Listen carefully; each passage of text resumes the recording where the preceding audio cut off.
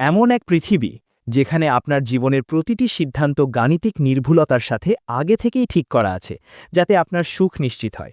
কোনো ভুল নেই, কোনো দুঃখ কষ্ট নেই, শুধু নিখুঁত এবং বিজ্ঞানময় জীবন। শুনতে একদম স্বর্গের মতো মনে হচ্ছে, তাই না? কিন্তু ফিওদর দস্তয়েভস্কি তার কালজয়ী নোটস ফ্রম আন্ডারগ্রাউন্ডে বলছেন, এই স্বর্গ আসলে মানুষের জন্য একটি কারাগার ছাড়া আর কিছুই নয়। দস্তয়েভস্কি একটি সত্য আমাদের সামনে তুলে ধরেন। মানুষ আসলে সবসময় সুখী হতে চায় না। সুখ বা আরামের চেয়েও অন্য একটি জিনিস আমাদের কাছে অনেক বেশি মূল্যবান, আর তা হলো আমাদের স্বাধীন ইচ্ছাশক্তি বা ফ্রি উইল।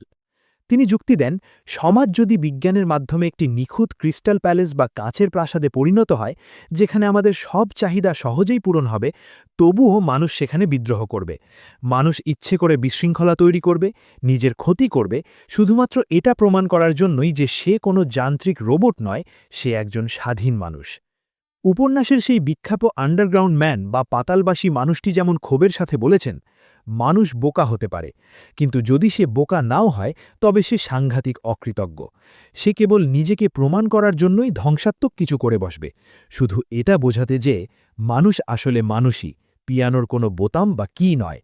আমরা সবাই জানি 2+2=4, এটা ধ্রুব সত্য, কিন্তু দস্তয়েভস্কির এই নায়ক বলেন, সবসময় এই নিয়ম মেনে চলা অসহনীয়।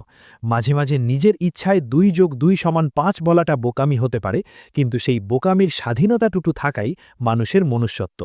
শেষ পর্যন্ত দস্তয়েভস্কি আমাদের এটাই বোঝাতে চেয়েছেন যে মানুষের সবচেয়ে বড় সুবিধা বা মোস্ট অ্যাডভান্টেজিয়াস অ্যাডভান্টেজ কোনো নিরাপত্তা, ধন সম্পদ বা যুক্তি নয়, বরং এটি হলো সেই অগোছালো, কখনো কখনো আত্মঘাতী স্বাধীনতা, যার মাধ্যমে আমরা চিৎকার করে বলতে পারি যে আমি কোনো পিয়ানোর বোতাম নই যার ওপর অন্য কেউ সুর তুলবে।